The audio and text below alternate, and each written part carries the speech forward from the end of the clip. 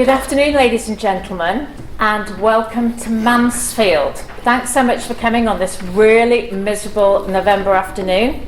We've got a great lineup of speakers, and we've got Godfrey Bloom kicking off. First of all, he's going to be talking about military unification. Then I'll have John Hurst talking about common law. I'll be speaking to him via Skype, so if you can think of any questions you might like to ask him, and he'll be on hand to answer them. Then there'll be Mark Sillon, who'll be talking about how to pay your bills or not to pay your bills. There'll be myself talking about a variety of subjects, including Brexit, the corrupt political system, and who we should really be following. And then we've got John Kitson talking about smart meters and 5G. Got John Briggs talking about the money system, and we've got Liz Watson coming along to talk about shadow banking, how the banks are taking hold of your accounts and your property. So, firstly, we've got the fire exit behind. There's a door behind. Through that door and down the steps, just over that direction. That's the fire exit. And we've got, can I ask everybody to turn their mobile phones off or on silent?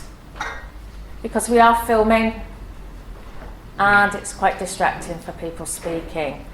Has anybody got any questions? Okay, without further ado, please give a warm welcome for Godfrey Bloom.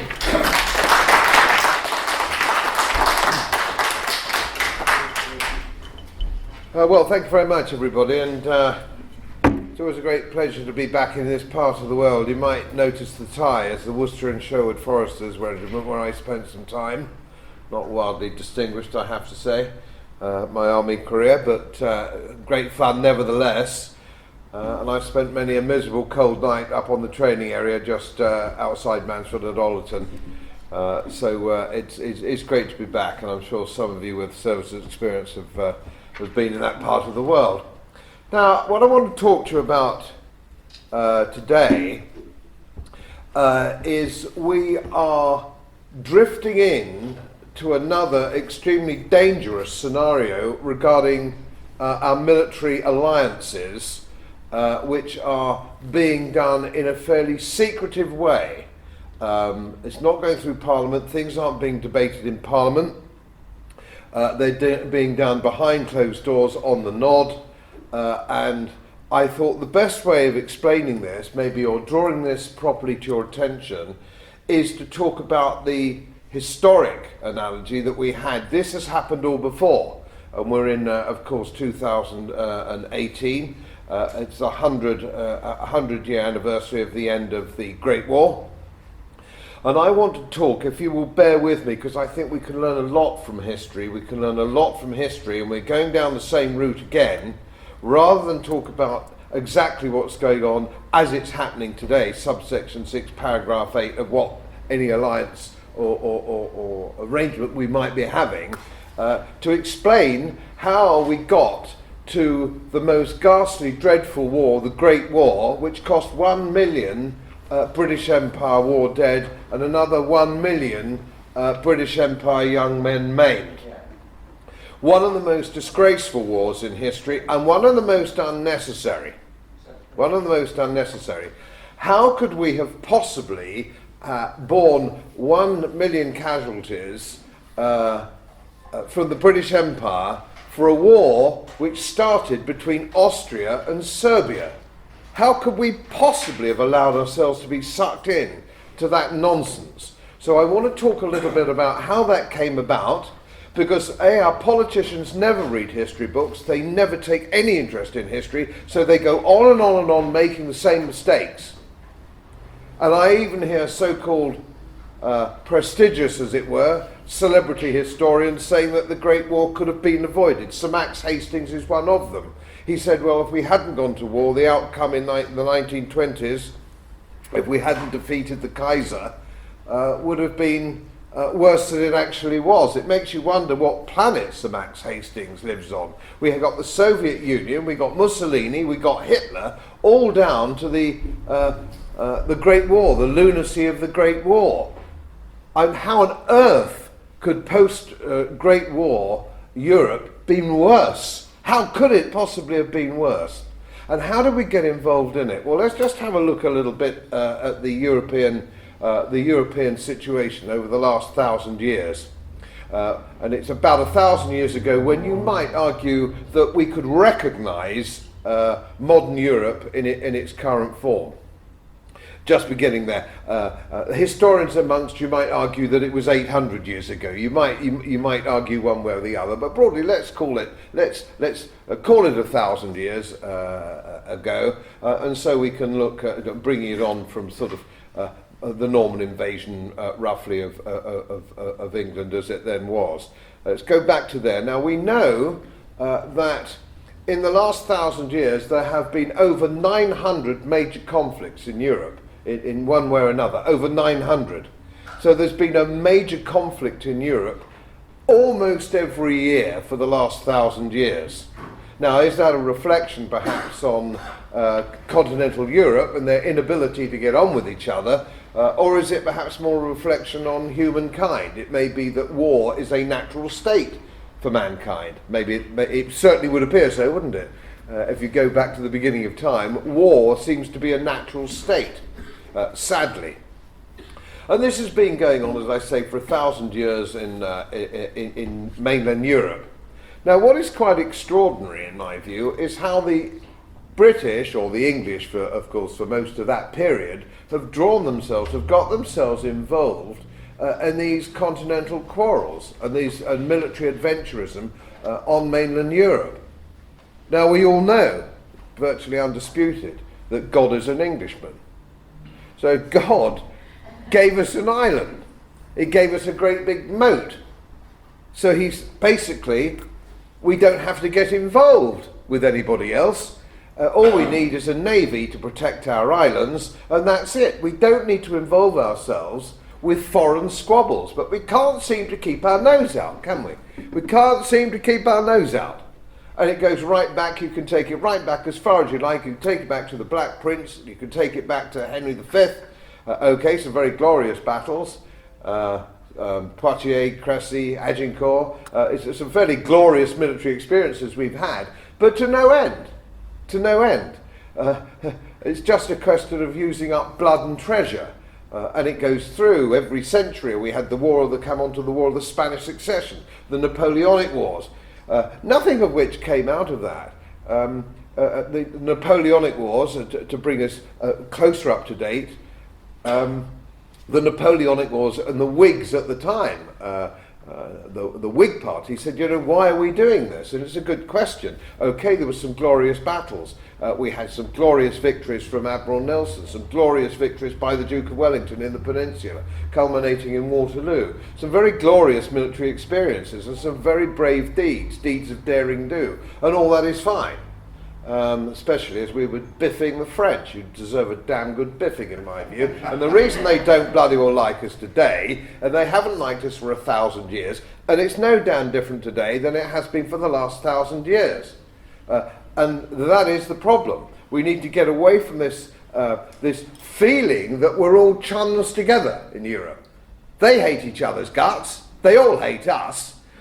So we don't want to get ourselves involved with these wretched people. So how did we get there? Let's just go back to my analogy here with the Great War, if I may. Now, because this was all done by deceit. Now, of course, the British Empire was the greatest empire that the world's ever seen. It wasn't the most long-lived. In fact, in point of fact, it was quite short-lived by historical empire standards. It really only sort of lasted 150 years in its in the form that we know it. But it was a great trading empire. It was a great trading empire. It wasn't really like the Roman Empire, which was perhaps more of a military empire. And basically the British Empire was more of a trading empire than anything else. And what we need to just bear in mind is that, of course, we had a small army, a very small army. The British Empire always had relatively small armies, but a big navy, because we are an island race, and that's what we need. We need a decent navy, big navy, and that's fine. We've never needed the big armies like the Continentals have had. Now, the British Empire, which is something that BBC celebrity historians find difficult to swallow, was actually, broadly speaking, historically a force for good. And if anybody wants to dispute it, the best place to go to is Professor Neil Ferguson's book, Empire, who makes the case, I think, quite strongly that the British Empire, a bit like the curate's egg, was good in parts. No empire is all good, no empire is all bad. It's a mix. So that's one thing that one always has to bear in mind. But of course, when you have a big empire, as ours was, it's going to breed jealousy. So you have jealousy from the rest of Europe in particular, and of course we squabbled in Africa, imperial expansionism in Africa, from Belgium and France, and to a lesser extent Germany, so on and so forth. So we had these contretemps with other European powers who wanted their slice of the cake, as it were, and that made us unpopular with almost just everybody. If you're the biggest, as we were then, the biggest, richest guy on the block, people are going to be jealous of you. That's human nature. Now, we did make mistakes in the empire, and the biggest mistake we made of them all was the South African War. The South African War was a mistake. The Boer War was a big mistake. For a number of reasons. It cost a lot of blood, a lot of treasure. It was totally unnecessary, as indeed most wars are.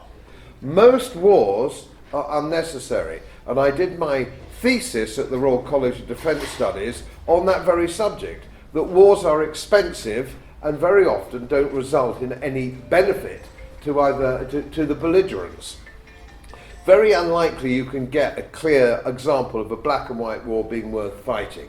And in my dissertation, one of the ones I chose for being a right war, a just war, if you will, was of course the Falklands, which was British territory, which was invaded by a foreign power who had no right to be there. They call it the Malvinas. It's never belonged to Argentina. It's never belonged to them at all.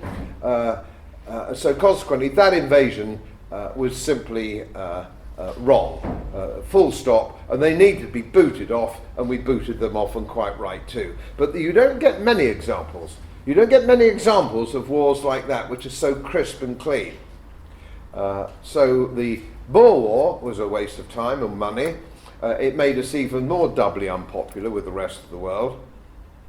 And at that particular time, it was then felt at the end of Lord Salisbury's administration, which was regarded as one of the most successful administrations in our country. It brought up the Industrial Revolution, the term of the Enlightenment, just towards the end of the 1900s.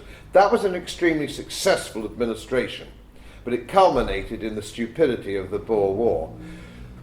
And of course, the growing industrial powers of the United States, the growing industrial power, of course, of Germany, they were growing, and it was generally thought by the then administration that followed, Alpha Balfour's administration, Conservative administration, that we needed allies. And that was generally speaking endorsed by the following Liberal administration of David Campbell Bannerman, that we needed allies, continental allies. Big mistake. You don't. You don't need continental allies. And we certainly didn't need them when we had the greatest empire the world's ever seen. We certainly didn't need any allies, because all that happens when they continue their squabbles on the continent, you get sucked in. You get sucked in. So you don't want to have anything to do with continental Europe when it comes to treaties. I'm going to come back to that important word, treaties. Anyway, it was deemed necessary that we would have these alliances. And of course we were unpopular with the French. There was an incident in Africa, imperial expansionism, the Fashoda incident, which actually triggered yet more animosity between the British and the French. And of course the Martello towers that were built in the 1900s, as you probably know, were built because we perceived right up until 1900 that the potential enemy was France, because France had been the enemy for 1,000 years, and they are the enemy today. Make no mistake about it, and we're beginning to see that develop already. It doesn't mean to say you don't have French friends. You might like French literature, you like French wine, you like French holidays. It's not a question of being personally anti-French. It's a question of political institutionalized combativeness between the two countries, and there's nothing you can do about that. It's in our gene pool. So we have this kind of problem that we wanted an ally in Europe, or so it was felt at the time. Now, of course, the natural ally might have been Germany, because the royal family was so heavily connected at the time. Queen Victoria's family, very connected, was House of Saxe-Coburg, very close to the Germans. But of course, unfortunately, the Germans do seem to turn up some dodgy leaders, don't they? A decade after generation, there seems to be another loony at the helm of the Germans. And of course, it was no exception then. They had the Kaiser, who was a nutcase and less than helpful, and he wouldn't he wouldn't contemplate any form of alliance with Britain. In fact, there was a jealousy there between the Germans and the British, and of course we had the great naval race, and he wanted to build up a great big navy. Germans don't need a navy. They're not a maritime power. They weren't a maritime power then. They're not a maritime power now. There was no need for a navy. Well, that made us suspicious, and so we continued this naval race because we wanted the biggest navy, and we had the biggest navy by quite a long way. It was the most powerful, more powerful than the next two navies put together. So we had a very powerful navy. But of course the Continentals had massive armies. So the French had 1 million men under arms, the Germans had 1 million men under arms, the Russians had 2 million under arms, and of course they had their reserves. So they were dealing then at that time, as indeed they had been dealing for nearly 150 years, with huge land armies lined up against each other, completely lined up against each other. And of course our army was extremely small. Our army really was, by those standards of the day, was very small. It was more of a sort of a police force, if you will, for keeping the empire together, to give anybody who was naughty, who didn't see the wonderful benefits of the British Empire, a smack round the head. And so that's really what our army was for. And the navy was to protect our sea routes and our sea trade, our maritime power. And that's how we were, and that's how things stood. Well, we decided to pursue this. The French had an alliance with the Russians. The French had an alliance with the Russians, which gave the Germans the feeling that perhaps they were being surrounded, and the Axis forces in the middle were Germany and the Austro-Hungarian Empire as it then was. We decided that we would try and make some sort of arrangement with the French, some sort of treaty with the French. Again, as I say, a huge mistake, because we kept out of the Franco-Prussian War. In 1870, there was the Franco-Prussian War, and we stayed out of it. It was nothing to do with us whether Alsace, the provinces of Alsace-Lorraine, were part of Germany or part of France, and it isn't today. Squabbles between Johnny Frenchmen and the Germans are nothing to do with us on this island, and we should never involve ourselves with them. Now, after the blood and slaughter of the Battle of Waterloo, and the very expensive in blood and treasure, very expensive wars, Napoleonic wars, which in my view are largely unnecessary, but anyway, we fought them. And we went into a period of the Enlightenment, of the Industrial Revolution, and things got a lot better for everybody throughout that period. 100 years, we kept out of all European continental squabbles, bit of a punch-up in the Crimea, but leaving that one aside. So we kept out of everything, and we just got richer and the better medicine, better science, and society made leaps forward that were unprecedented basically since the time of the Roman Empire. So it was a very successful period, keeping our nose out. Now, who actually therefore formulated this new relationship with France? The number one guy that did this was actually the Prince of Wales, King Edward VII. He was a Francophile, he spoke fluent French, he was He actually won the French public over after the Fashoda incident and other problems that we'd had, international incidents with the French.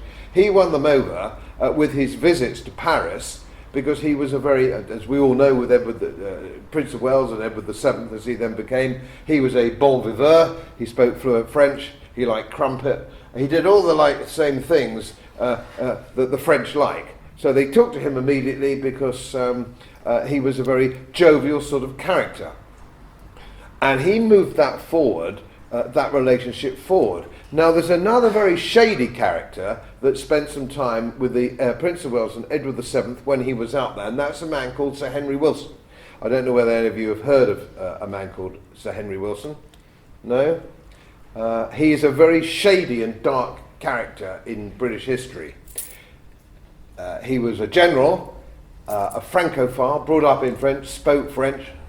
Never trust a soldier who speaks French. It ain't natural. So he was giving promises and implications of promises to the French without the authority of anybody at all, certainly not Parliament and certainly not the British government. And the administration of Balfour, the administrations, subsequent administrations, Liberal administrations of Campbell Bannerman of Asquith, found that they had been pulled into what was called the Entente Cordiale. Now, the Entente Cordiale is neither fish nor fowl nor good red herring. It's not a treaty. It's a sort of a behind-the-scenes nod and a wink, if you will. That's what an entente is. It's a nod and a wink. So it doesn't deter anybody, but it does suck you in from the position of moral obligation, if you will. Moral obligation. So this had nothing whatsoever to do with Parliament. This commitment, if you will, and bear in mind, as I say again, there was no legal commitment, no treaty obligation. But by the time 1914 came round, and we'd seen Austria line up for war against Serbia, and then the Germans came in, of course, on the Austrian side. The French then and the Russians mobilized to protect the Serbs and the Slavs, and so it got out of control. I would argue that the Great War was actually a huge accident. Nobody really wanted it, except perhaps some of the German general staff, whose view was, that if you were a soldier in a Prussian environment, and Germany at that time was basically run by the Prussians, you want a war.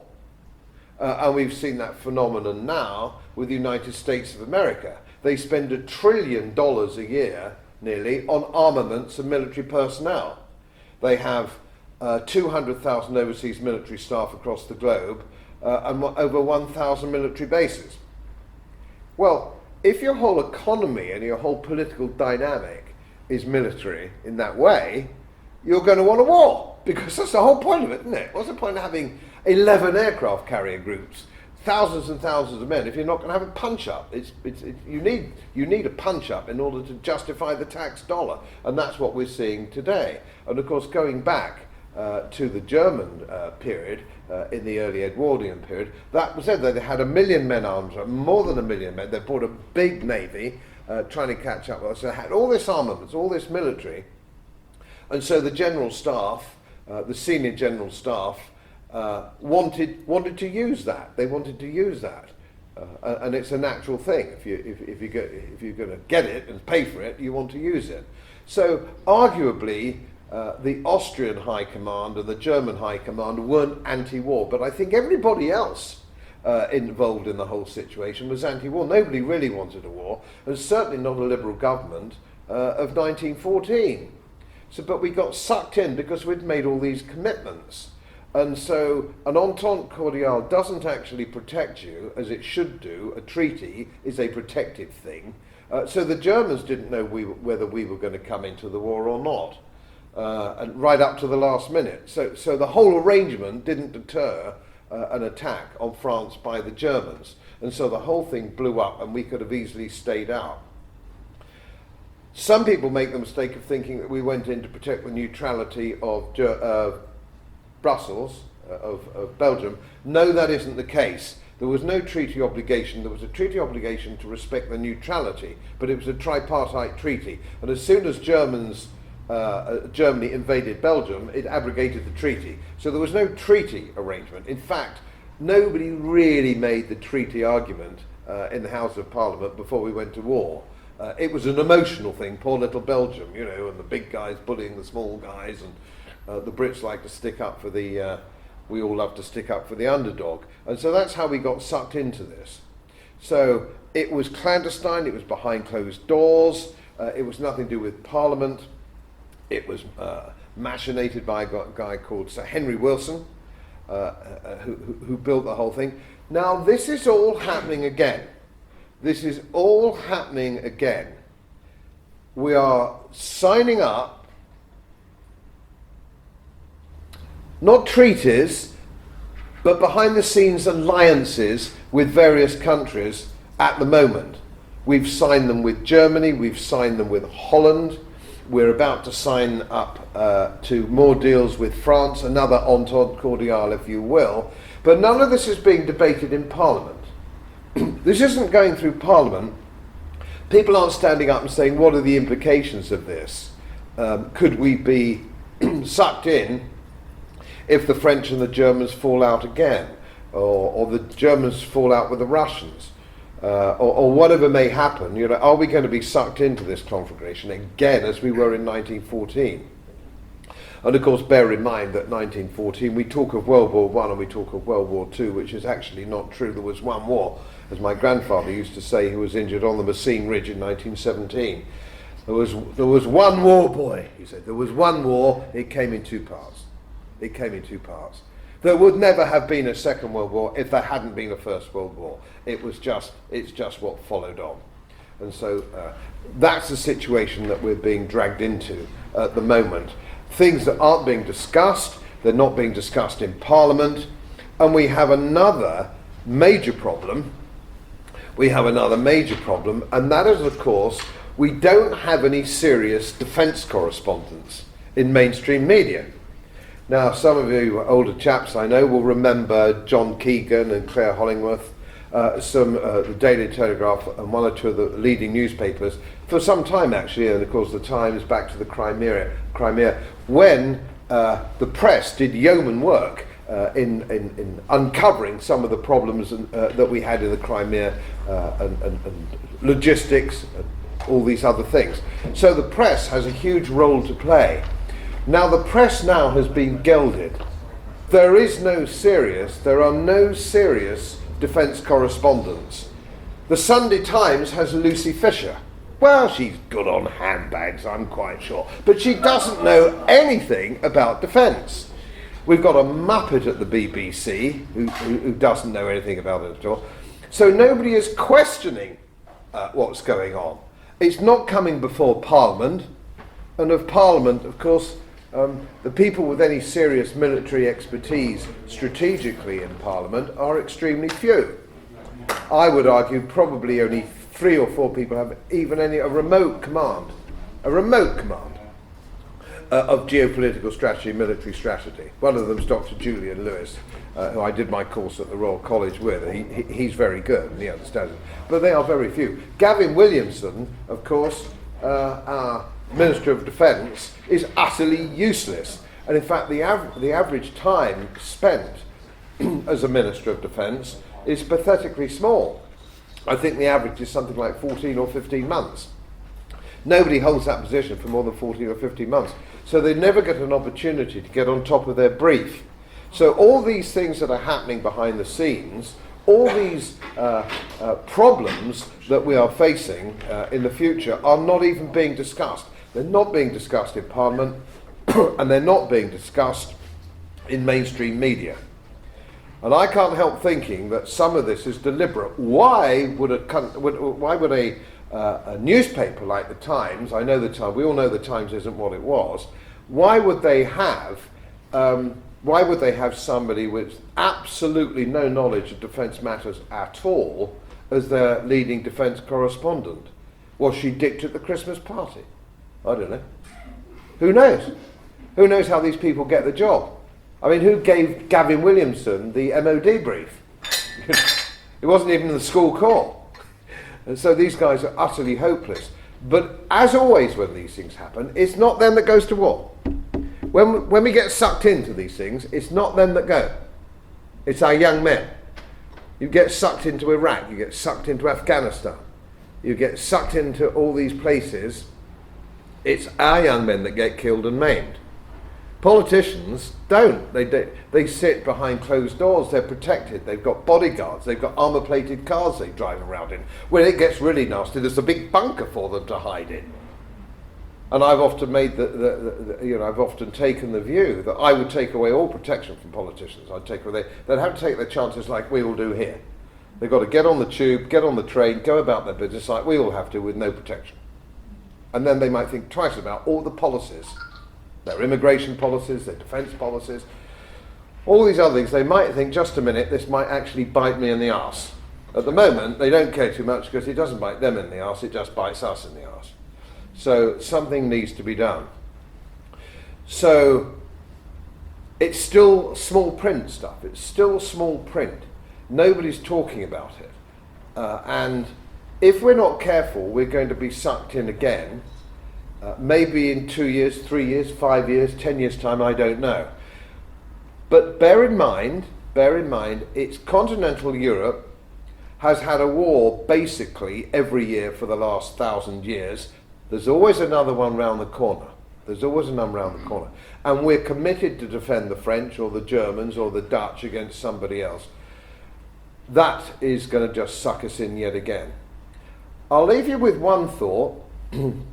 Why do they need an army? Where does it clash with NATO? Well, NATO was a defensive treaty organisation against what was a threat of the Soviet Union. I would argue a real threat, not perhaps as big a threat as we might have thought it was at the time, but a threat, and we understood it. And the Americans made a deal with the Russians that we wouldn't push the NATO borders forward. We wouldn't do that. Now, we've done that. We've broken our word on that. We now have troops we have British troops now in the Ukraine, we have British troops in Estonia, Poland, right up, we pushed it right up to the Russian border. And we said that we wouldn't do that. And when I did at Sandhurst the Soviet Studies course, we were trained, I'm going back a few years here, we were trained to look at it from the Soviet perspective, look at it from the Russian perspective. What do they think? What are they thinking as we move forward and forward and forward? Bases, military personnel, all moving further and further to the Russian border. You've got to see it from their point of view. Why would we do this? So we're just making Europe a more dangerous place. And we get constant propaganda how the Russians are bad guys, they're all really nasty guys and all the rest of it. They're not very nice guys, but they're not the danger to the planet at the moment. They're not the ones with 200,000 overseas personnel. They're not the ones with 1,000 overseas bases. They're not the ones destabilizing Syria, invading Iraq and Afghanistan now. So you've got to think about the other guy's point of view. So will there be some sort of clash between Russia and an EU state? Maybe, maybe not. But is it anything to do with us? It certainly shouldn't be. Has NATO overexpanded? The answer clearly yes, it has. And that needs rethinking. It used to be defensive. We have a ministry, ladies and gentlemen, a ministry of defence. We don't have a ministry of attack. Why do we need 2 aircraft carrier groups? Why do the Americans need 11 aircraft carrier groups?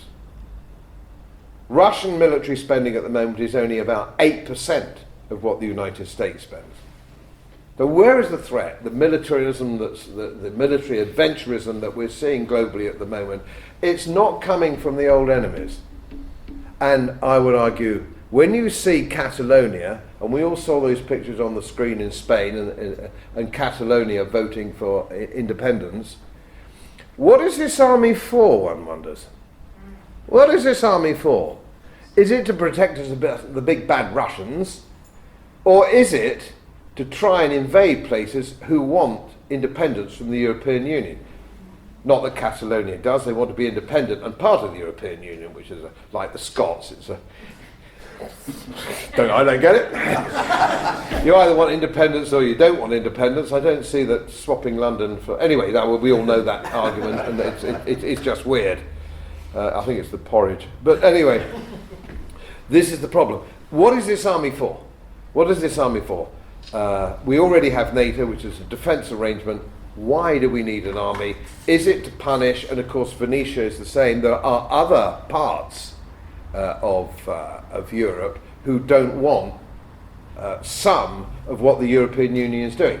And we've seen Slovenia, Slovakia, Poland and Hungary refuse to take immigrants. Refuse to take them. No, we're not doing this, and we're not doing this. So what's the army for? To make them take these places? Is it to make them toe the line, this army? And you look at the commissioners, and you look at Juncker, and you look at all the other guys when you see them, and that nutcase guy, Vush, I can't pronounce his name, it's Flemish.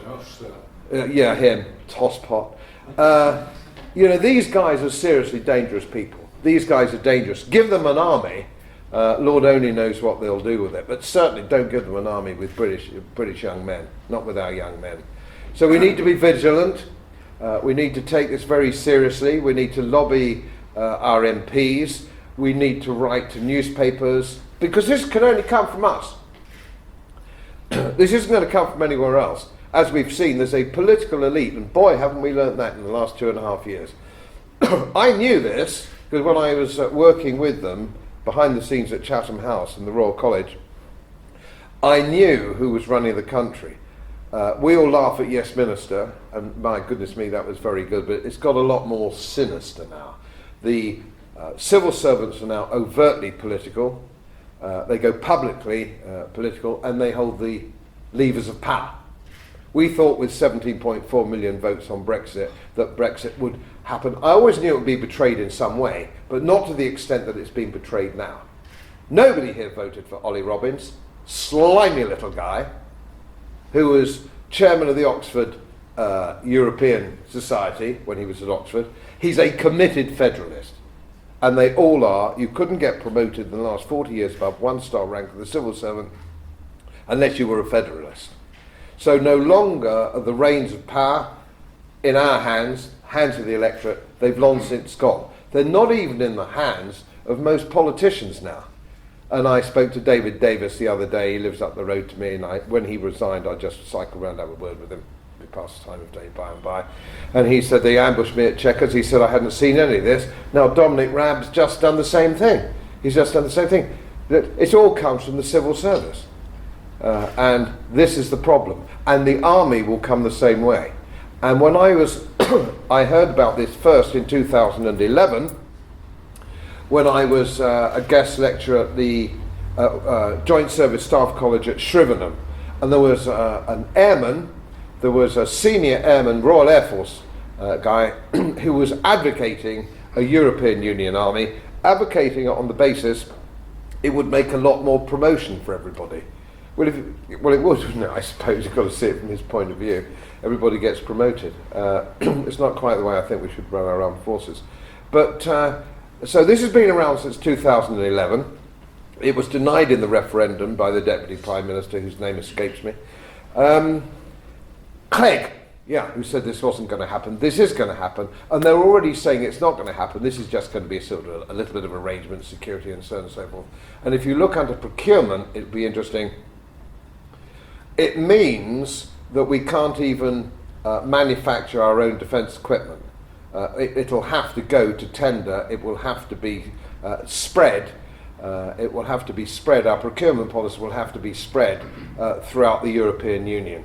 And anybody here as ex-serviceman who remembers the Armstrong motorcycle from yesteryear, because the Canadians in NATO, it was a NATO thing, not an EU thing, they didn't make anything, Canadians, and they insisted on making something for NATO. And the only thing that hadn't been Bagsit, because at the time it was all motorcycles were Japanese, they said, well, we'll make motorcycles. They said, well, Canada doesn't make motorcycles. So we'll make one. We'll invent one. So we ended up with a crappy bike that didn't work, which cost somewhere in the region of £1,500 in the days when you could buy a Honda 250 or something, spray it green for 200 quid.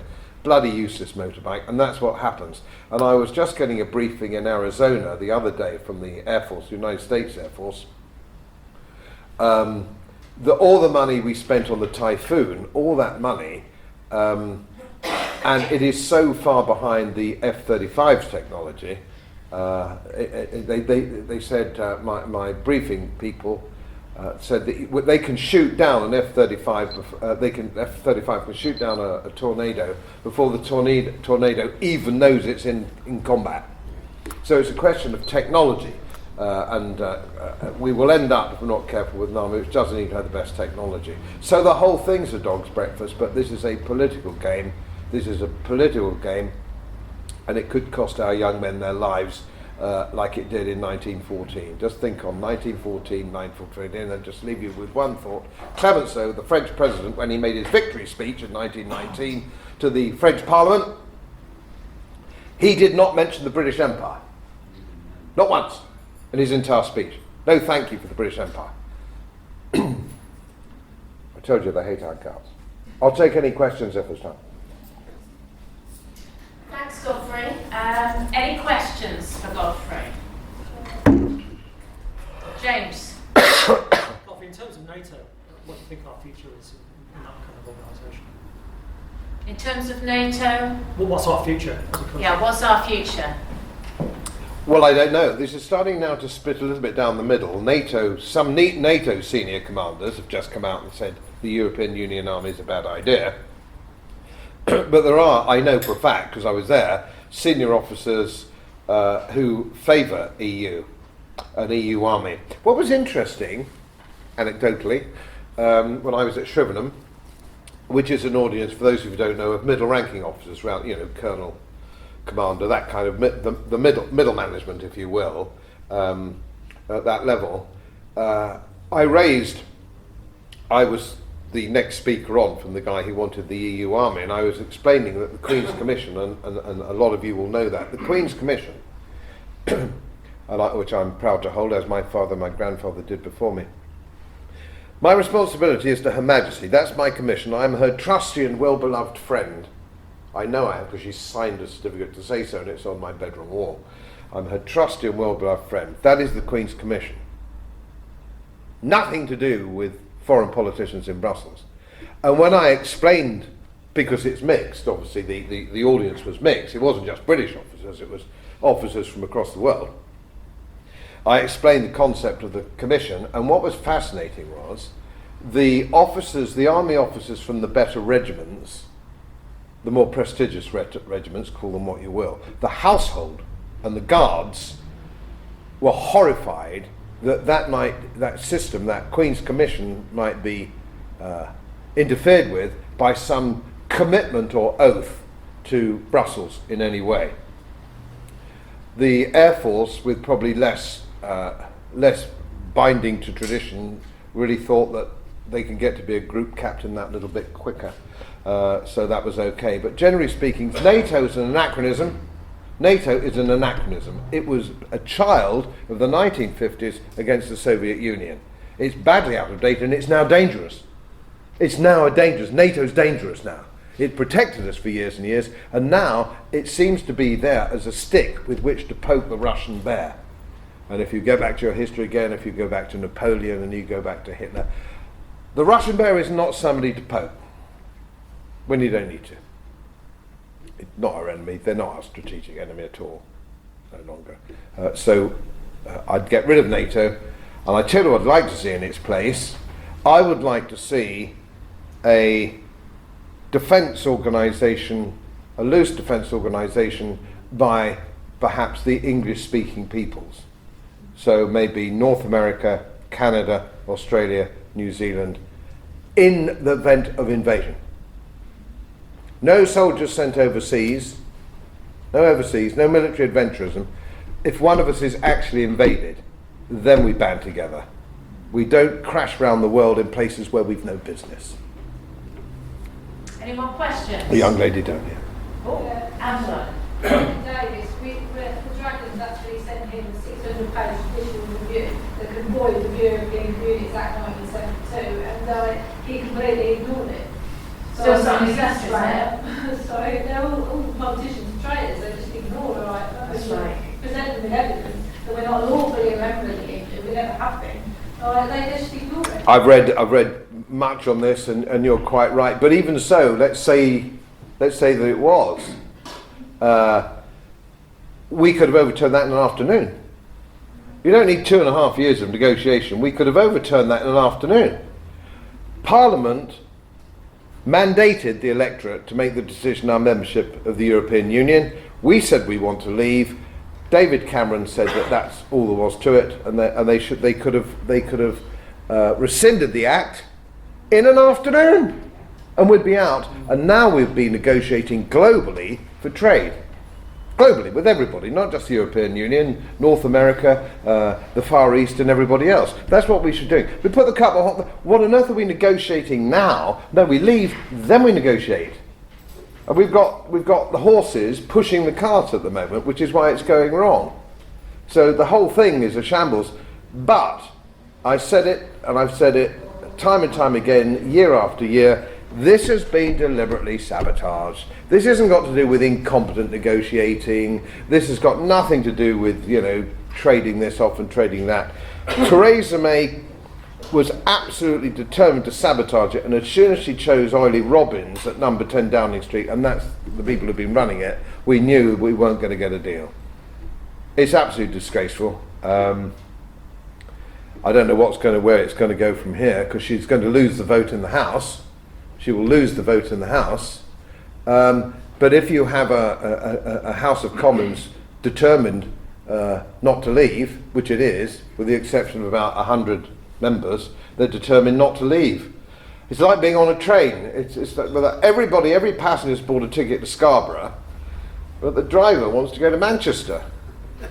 But you're going to go to Manchester, aren't you? Because he's the guy up the front steering the damn thing. And that's what we've got. And you would have thought, wouldn't you, when she campaigned for Remain, Theresa May campaigned for Remain, it might have gone, maybe she's not, quite the right person to carry out the task of Brexit, but who knows? She used to work for the Bank of England. Theresa May used to work for the Bank of England. 2 years. Yeah. So, A lot of them did. About 7 members of the cabinet Amanda Rowan. were all bankers. They're all bankers. They should call They're all what? They're all bankers. Oh, sorry. You gave a brilliant talk about the scam of British banking, and I've got the little clip, and I thought that was amazing, and I circulated that a lot, and I'd love it if you could talk more about that, because why are so many of the cabinet in this cartel of corrupt bankers who are stealing from everybody through fake accounts, which the Treasury doesn't want to address? The problem is the Bank of England is less of a problem than Goldman Sachs. You'll find if you dig down that a lot of these senior people are Goldman Sachs or influenced about Goldman Sachs, or they go to Goldman Sachs on retirement. And now I work for the Warburg Empire, and I was in investment banking, which I was for quite a while. But what is interesting is, let's take George Osborne. Just take George Osborne as an example. What did he do as Chancellor of the Exchequer that got him £500,000 a year job with Merrill Lynch, because Merrill Lynch is now the bank that it was, they bought, so as you all know, £500,000 a year for 1 day a week. So what did he do when he was Chancellor for 7 years? What nudge and wink did he give them? And I'll show you how you can do this. Just give an idea how you do this. Let's say, the Chancellor has a glass of water, or I think one of them had a gin. I think he had a few gins too before he came on, but never mind. So he had a glass of water there. Now let's talk about the financial transaction tax. Now there's going to be a financial transaction tax in Europe or in the United Kingdom. You're talking billions. Even if it's only 0.03% financial transaction tax. Because we are the centre of one of the Gates World centres of investment and finance, that is actually billions and billions of pounds. Now, let's say he's going to announce, or maybe not announce, his plans for a financial transaction tax. Now, that gives two things. You can buy call options or you can buy put options, and the call option, of course, is you anticipate the market going up. You buy a put option, you anticipate the market going down. So let's say that he's given the nod to Merrill Lynch. BlackRock, as it now is. Somebody else bought Merrill Lynch. Anyway, BlackRock, and it doesn't matter. Or maybe other banks as well. Doesn't matter if it's Goldman Sachs or JP Morgan. This is an international game running into billions. He could say, if I take a sip of water before I start speaking, it means there's going to be a financial transaction tax. That gives, before he sits down, 40 minutes for them to buy options. So if it's going on, they buy put options, or they buy call options. So he comes on and he just does that. No emails, no nothing. He sips his water, and the city knows, and they start to buy options as fast as they can. And that means billions and billions. We're talking billions of dollars. And here we know that Mrs. May's husband, Philip, who runs an equity, doesn't run it actually, he's a lackey, but is a good source of information, one might presume. So Theresa May knows that the CIA and the Pentagon have decided to up the ante in Syria with some extra airstrikes, maybe some airstrikes on Russian emplacements or Syrian emplacements, whatever it may be. Now, he knows that. She comes back with gin and tonic tomorrow. Well, you're looking a bit glum. What's going to happen tomorrow? Oh, it's going to escalate the fighting in Syria. He goes, are they? Oh, well, I'll have another gin, darling. I'm going to make a call. And off it goes. It's gin time for him. What time is it in Wall Street? Midday. Very tasty, thank you very much. Lockheed, Raytheon, British Aerospace, buy heavily. Buy heavily call options. There's going to be a punch-up. And when the punch-ups happened, you all know, 48 hours later, the shares have gone up 15 or 16%. Raytheon, Lockheed Martin, all the people that manufacture the missiles and the guns and all that kind of thing. And one phone call. Why would anybody else employ Philip May? I mean, have a look at him. He wouldn't get into my company to bloody well clean the cars. But that one phone call, he's there for the phone call. He has the Prime Minister's ear. And does she keep secrets from Philip? I don't know. I wouldn't have thought so. And they all get pretty rich, don't they? Tony Blair's pretty rich, isn't he? He's got his own bank. Yeah, everybody's doing very nicely. The only man who's left politics skint was me. And don't think I'm not bitter and twisted about it, because I am. I have my price. Where's the TV thing? I have my price. Give me a quango. Any more questions? Yes. Yeah, just a quick one. I was pleased to hear you mention immigrants and not migrants, as they seem to be on the BBC and all the media. But where do you see the threat from immigrants, politically and military, for us and for Europe? Well, I don't see how we can go as when I was in London last week. I don't go to London much these days. But I do like to talk to cabbies, and I talk to people, and I got friends down there, and I do a little bit of business down there. There are now, of course, great swathes of London which are no-go areas. The cabs won't go, the police won't go, so on and so forth, and everybody knows where they are. The cabbies know exactly where they are because they have to know in order so they don't get mugged, burgled, and all the rest of it. So we can't really go on as we are. But the only way I can see a way out of this, and I've really thought about it, is that sooner or later there's going to have to be a really serious mass repatriation program. I really can't see any other way. And the sad thing is, the good people, the welcome people, like friends from the Sikh community, the Hindu community, the Ahmadiyya Muslim community, who are integrationists, who are good citizens, the baby's going out with the bathwater if we're not careful, and that's a great shame. But they've let in too many bad people who seem to think they can do as they want. Well, they can do as they want. They don't really get punished. We've all seen these problems. That sooner or later there has to be. I think I can't see any other way other than the mass repatriation policy. Going to get ugly, and it's going to get a lot uglier than it is, and it will start in France. Not a threat to all buggers like me and you, but it is to a family. It is. I think it will start. It's already, I think, happening in France. They've got a leader there. They've got Marine Le Pen, who is a charismatic leader to deal with it. We don't have. And it's happening, of course, in Italy as well. So yes, there will be a pushback on this, quite a big pushback, but it doesn't matter. You can say no more. You can tow immigrant boats back to North Africa. You can do all that kind of thing. But what are you going to do with the millions that are already here? Coming over on rubber ducks and lilacs I in know. France now. I know. I don't know what we're going to do about it. I mean, it's all very well because most politicians and senior police officers live in leafy suburbia. It doesn't affect them. It doesn't affect. I mean, I live in a tiny village stuck in East Yorkshire. It doesn't affect me. I've got a small holding. I'm a happy little bunny. My family's a happy little bunny. It doesn't affect me. But if you're ordinary, hard-working, working-class people in the big cities, you're being dumped on, and sooner or later, it's going to go wrong. If you want to destroy a nation's character, bring a load of immigrants in. Afraid so. The outbreeders, maybe we better make a start, you know. They all tend to vote Labour as well.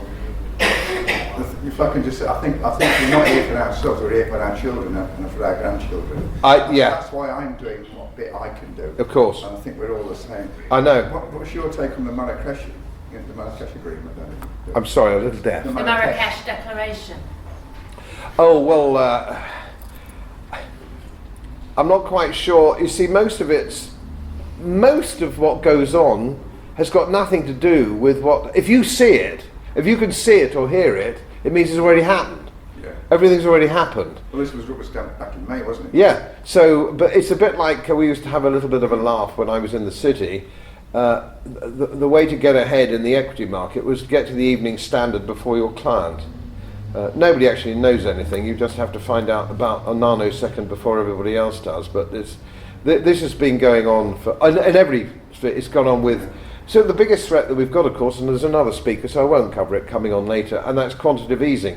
If you're degrading money by printing it, and they've printed £350 billion, if you turn the handle, you degrade money. And they say, you say, where's the inflation? Well, the inflation's gone into assets, which is why none of our grandchildren can afford a house, because it's gone into assets, it's gone into bonds, it's gone, therefore, naturally to people who already have it, and it's called in economics the Cantillon effect. If you're first in the queue, you get your hand in the till. If you're an ordinary Joe, you're behind the 8 ball. And so we're going to see a massive collapse in banking and fiat currencies, and that's going to happen soon. We're only a year or 2 years away from that. If that, Yeah. We do have the lawful right to stop all this. We've got Article 61 of the Magna Carta. And we have to do is go to the lawful rebellion, cut off the money supply of the government, and they're finished. We've got somebody on next about common law, but can I ask a question, please? Yeah. The financial transaction tax, I used to be part of a consumer working information group with actuaries, and I quizzed them recently. I said, did you know anything about the financial transaction tax? And they were not told that their funds under account were going to be covered under the financial transaction tax. And just for the benefit of everybody here and people listening at home, the financial transaction tax is another tax on the money being monitored by your pension funds and will be removed. Another tax. So your pensions are not safe. That's what we're saying. You pilfer, and of course Gordon Brown pilfered. He took away the tax relief on dividends in pensions in 1997, and I did team well before politics. I was managing pension funds in the city, and I went on. Do you know I had to explain to Sue McGregor on the BBC how pension schemes worked? It wasn't a question, she didn't know. Nobody at the BBC knew, and I also spoke to the Financial Times city editor of the Saturday Financial Times, and he didn't know how pension schemes worked. Had no clue. So Gordon Brown knew that. You can put your hand in the till, can't you? You see, the thing is, I often use this analogy with undergraduates. If you come into my drawing room, it's full of knickknacks. Some of it's tat, a lot of it's tat. So you can have a plastic gondola from Venice, which is mega tat. Or you might find a silver snuff box, a Georgian silver snuff box, because that's been given to me and it's only yay big. So we've no idea. We've no idea what's in our drawing room. So any guest could nick anything at all. It would be years. Did you ever see that silver snuff box? No, I don't know. Where is it? I don't know. I haven't seen it. When did you last see it? You see how easy it is to take things away. And your next speaker, I'm sure, will cover on common law how they take that away. If you don't teach the principles of English law at school, it's very easy to take it away from kids who don't know what they're entitled to, isn't it? You don't know. No? Well, yes. I would like to know how many politicians do you think are aware that we now have a situation where judges in UK courts are creating false claims, never particularised, never issued, never served, never sealed by the court, and then putting orders against them, which steal your house or steal your money or do something to harm you? What lawlessness has brought this about? Well, everything's called. Yeah, but this is really in your face. This is happening in the High Court. It's happened twice in 1 month. Courts. They're not courts, but I want to hear. You dumb down. What you do is you systematically, over generations, dumb down your educational system. You dumb it down. I know now lawyers who have very little idea about, if it isn't about conveyancing or it isn't about where they can make a fee, they don't really have any concept of the law. Now, I would have thought, because we have the stewardship of the law, children should be told what their constitutional protection is under the system of common law. And you mentioned, a young lady over there mentions Magna Carta. I mustn't steal the thunder from the next speaker, but common law goes back to King Alfred the Great. It goes on well before Magna Carta. But most kids don't even know about it. They look blankly at you. Even public school kids, I speak at public schools as well, they're not much better because they've got to tick boxes. And you get to university and you have to tick boxes to get your job. Did you get a 2-1 in political science at Newcastle? Yes. And you got a bad liver, I expect, on the way further. Yes, I did actually. Played a lot of rugby, got pissed. Yeah, that's fine. Into the next job. It's not education. They're not educated. Take one more final question, shall I? And then, hello, Taffy. Going back to your comments about the officers in the army being quite horrified at the potential for their allegiance being directed towards Tusk, Juncker and the EU. As ex-forces guys and our appreciation of what squaddies and officers think of their duty as, what do you think will be the result from this becoming widespread? So I'm hearing you talking fairness for Britain, I saw Julian Thompson's online comments the other day. So when this gets disseminated throughout the armed forces, what do you think their reaction will be when their Queen and Country epithet? I think we might see a rerun of the threat of mass resignations that we saw in Ulster just before the Great War. I certainly would resign my commission. If I were still a serving officer, I would certainly resign mine if I felt my allegiance was no longer to my Queen and country, but it was to unelected politicians in Brussels. I'd be out like a shot. Well, they're coming down on hard with people in the forces or even taking photos with like Tommy Robbins. Yes. I did a podcast on that which got 250,000 views, I think. Yeah, there's nothing in the King's regulations that says you can't be photographed with whomsoever you like. But I mean, the trouble is now they think army officers are coming from a different background, not in the better regiments, with a family of military tradition. We've got people who, virtually all army officers now have a university degree. What the hell's that got to do with soldiering? It's beyond me. And they go almost straight in as captains. You know, they keep the nose clean for a year and they go in as captains. They've had no command experience at all. Of course, you learn your trade as a commander with a platoon or a troop. That's where you learn that's what it's all about. No, it's a shame.